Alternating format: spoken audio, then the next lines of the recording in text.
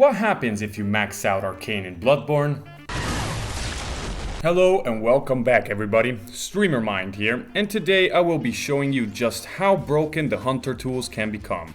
And while a broken tool is completely useless in our world, that doesn't really apply to the world of Bloodborne. Before starting though, I'll quickly go over the rules of the run. 1. I can only deal damage with the hunter tools. 2. I cannot level up anything other than Arcane and the minimum blood tinge requirement to use Madara's whistle. 3. This run, just like the Only Guns challenge, is very resource consuming. So, in order to avoid wasting time on tedious farming, I will be using the Cum Dungeon for bullets and vials. This has been one of the weirdest runs, as many bosses that are usually easy turned out to be much harder than many of the bosses that are usually considered the hardest. This is the beauty of challenge runs, you see. The unpredictability. If you enjoy this type of content and if you haven't already, please consider subscribing. I'm trying to reach 10,000 subscribers by the end of the year, and it would mean so much to me if you could help me reach that goal. And with all that being said, let's begin. This is Trevor, and Trevor is a good lad with a cruel fate. And with the power of hindsight, or should I say insight, his future was definitely cruel, since we begin the run with the most annoying skip ever.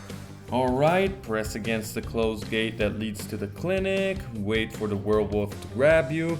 While grabbed, smash R1, L1, R2 and L2 at the same time like it was your best friend's mother. Once I arrived in the Forbidden Woods, I looted everything I could find for resale purposes, and trust me, you will want to pick up as much stuff as you can because bullets and vials are crucial in this run, since you'll end up consuming more meds and bullets than an average American on a Tuesday. I then finally put my hands on the first hunter tool, the Beast Roar. I sold everything I found and used the echoes to level up Arcane to 15 to get the ability to scream. I then traveled to central Gehrman to loot and open up the area, and I went back to the woods to show Walter the quickest way down an elevator. His friend didn't really like that, but fortunately he wasn't the sharpest tool in the workshop, dropping for me our first hunter tool that actually deals some damage. Unfortunately, I couldn't use it just yet, as it requires 18 blood tinge to wield. Fortunately, with all the items I picked up, I was able to get enough blood echoes to level up blood tinge to 18. As you can see, I was out of vials and bullets, which is going to be a reoccurring issue during the beginning of this run. Everyone's favorite abusive dad was my first target, so I quickly returned to the woods to pick up more items to sell, and I used the whistle to spawn a giant snake that would eat my enemies like snacks to farm echoes and bullets. In Yarnum, I spoke to the man himself for the tonsil stone, then I reloaded the area to speak to his daughter for the music box, and I was ready to make Father Gascoigne, Gascoigne. My strategy was pretty straightforward. I made him listen to a Drake song because nobody can bear that shit, and while he was stunned by the trash music, I whipped out the whistle and turned the father into a lunch break. I repeated the process 2 more times, taking advantage of the phase transition.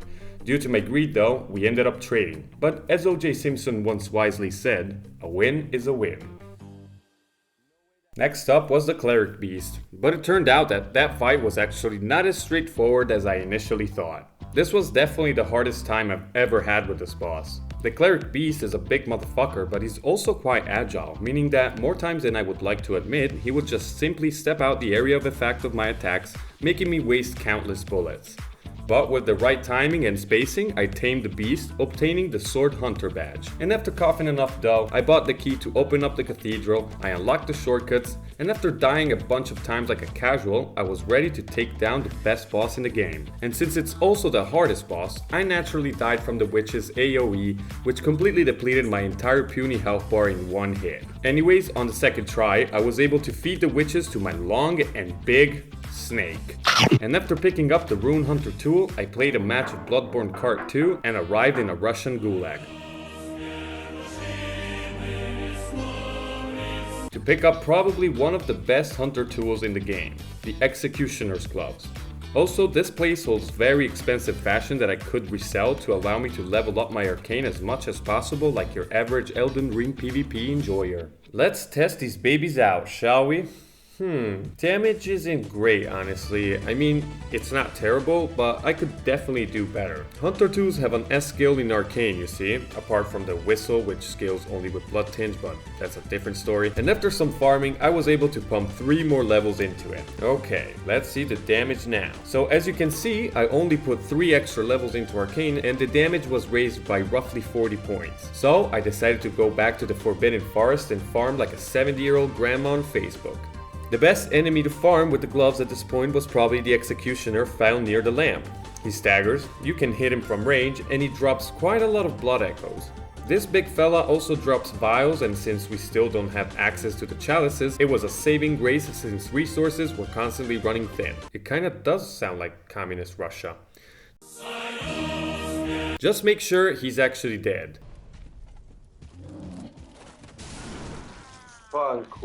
So after gathering roughly 50,000 big ones and spending quite a lot of it just to get some heals and bullets, damn you inflation, with the remaining of my lifetime savings I was able to pump 4 more levels into Arcane, and I picked up a fight with the meth head down at the gas station again. She did win the first time around, but I was able to do a much better job in keeping distance between me and her horrible breath on my second attempt.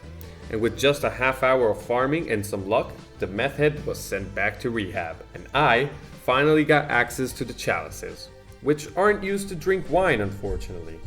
But typing in your mother's favorite word followed by 2 M's and the letter FPK allowed me to become filthy rich. But don't worry, I'll only use this wealth responsibly for vials and bullets. For now. Chalices weren't the only thing gained from beating BSB. I could now reach the abandoned workshop where I picked up some new fancy clothes, 1 piece of an umbilical cord, and a bone. Look, it's just better not to ask questions. I sold my new fancy dress because it made me look fat, and with the cash I made from the sale, I increased my arcane level from 32 to 35, and I was ready now to face our next boss. Vicar Amelia. As usual, breaking her head and limbs resulted to be a winning strategy for a happy marriage. Wait, what? Also, the range of the gloves allowed me to avoid some of her most annoying attacks. Overall, a fun fight. Honestly, I was still getting accustomed to the gloves, and they are definitely the most effective when you're able to spam the attack. The slow speed of the orgs makes it so that most enemies really can't dodge them, and you can usually stagger them with 2 or 3 hits. And without too much trouble, Amelia left the chat.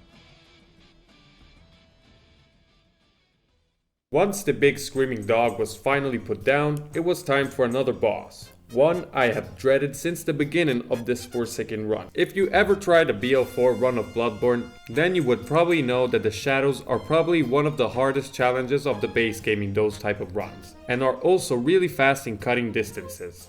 So before dealing with that type of bullshit, I decided that it was best if for now I proceeded to access the school building and lift some weights. Oh, and also get the Reborn and Ebrietas, obviously. This wasn't necessarily useful for the upcoming fight, but it was better to grab it as early as possible, and it also allowed me to delay the insufferable pain I was going to endure. To be clear, the damage wasn't bad, but the slow animation wasn't exactly helping me during the fight. The gloves actually revealed to be very good against humanoid enemies, and this will turn out to be quite handy for a few of the bosses waiting for me a little way down the line. Anyway, here is how the fight went.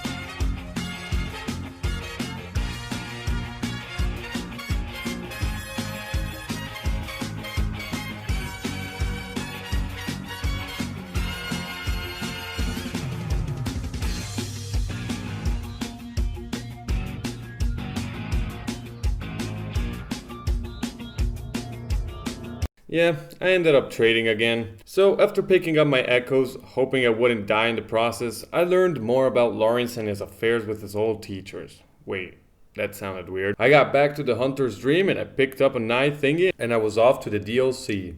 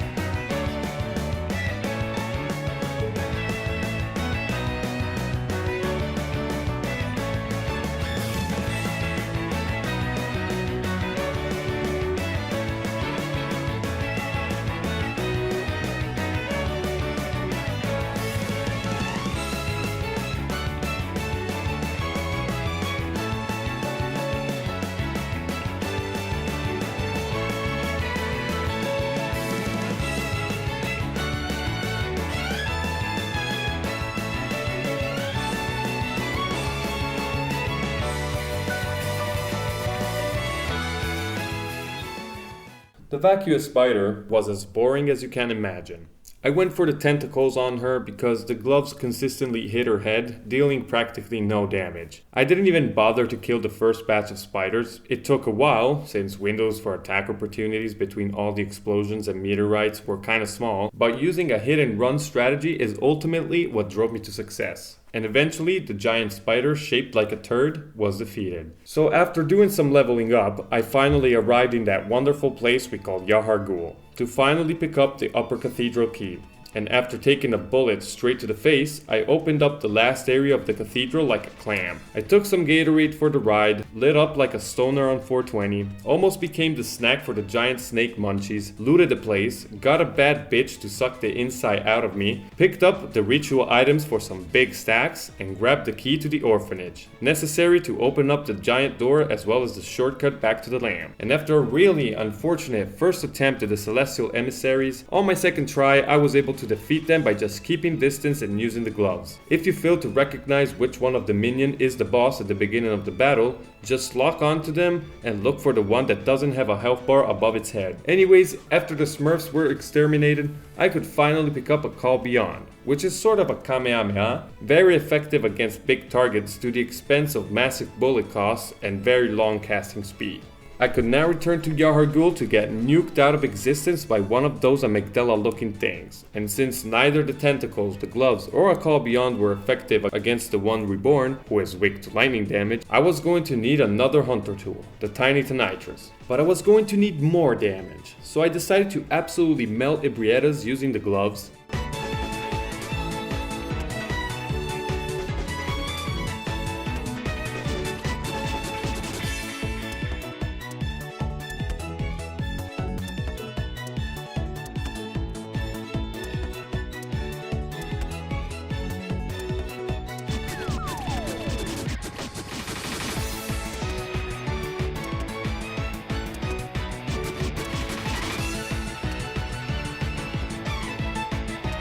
And the same fate awaited Amy.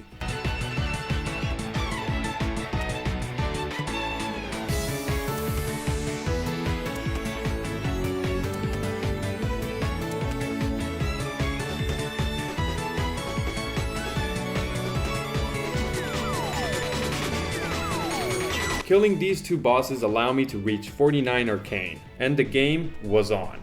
I used the tentacles to take down the witches and finish the one Reborn using the Tonitrus, always keeping an eye on the corpses falling off right from the sky.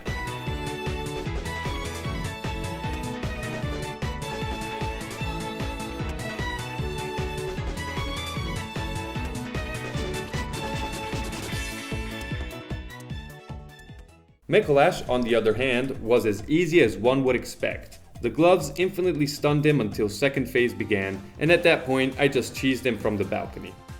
I was literally flying through the base game. Thanks to Micolash leaving God's green earth for good, I was able to pump 2 whole levels into Arcane. In case you don't know, while there is definitely a soft cap when using normal weapons, when it comes to the hunter tools the damage keeps scaling all the way to 99.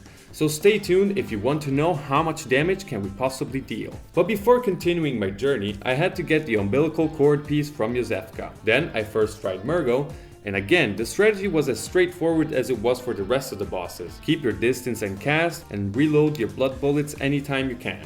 The damage wasn't the greatest, but it got the job done, and it definitely was the safest way to defeat Mergo. And after giving the DLC another shot, I decided to at least defeat Gehrman before tackling the remaining bosses. As it turns out, I discovered a new cheese for Gehrman, or any humanoid enemy for that matter. The gloves completely break these type of fights. Just look at what it does to Gehrman.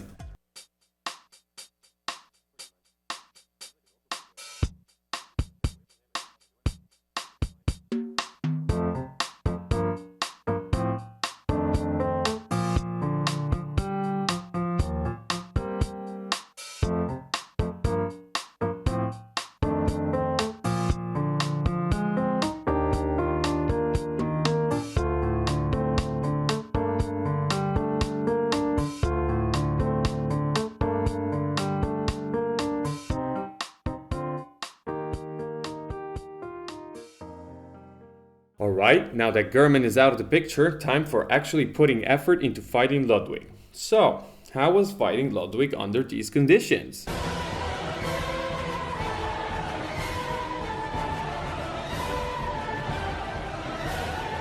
Well, you get the idea. After some calculations though, it was mathematically impossible for me to reach 99 Arcane by just killing the bosses I had left. So I decided to use the Cum Dungeon to gain some extra levels. The video is called What Happens If You Max Out Arcane, so it made sense to exploit this broken feature of the game instead of just farming for hours. It saved me so much time. I reached 87 Arcane and the fight was still insanely difficult, as one mistake could potentially mean death. And the rest, as they say, is history.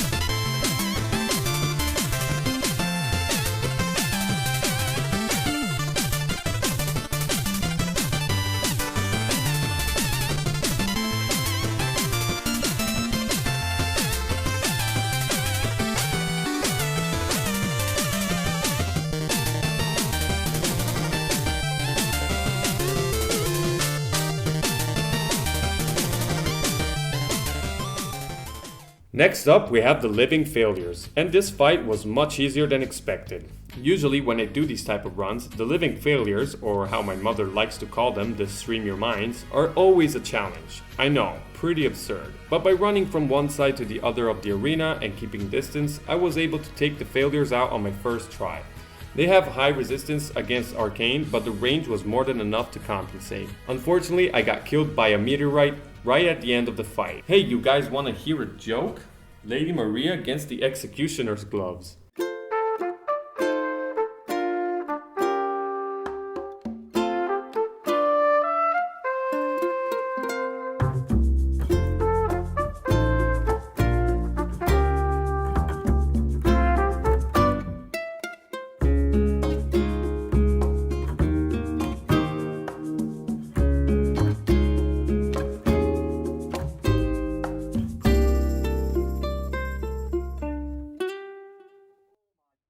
After taking another detour into the Cum Dungeon and using all the dough to reach 99 Arcane, and before dealing with everyone's favorite baby, I thought it was a good idea to pay a visit to Lawrence.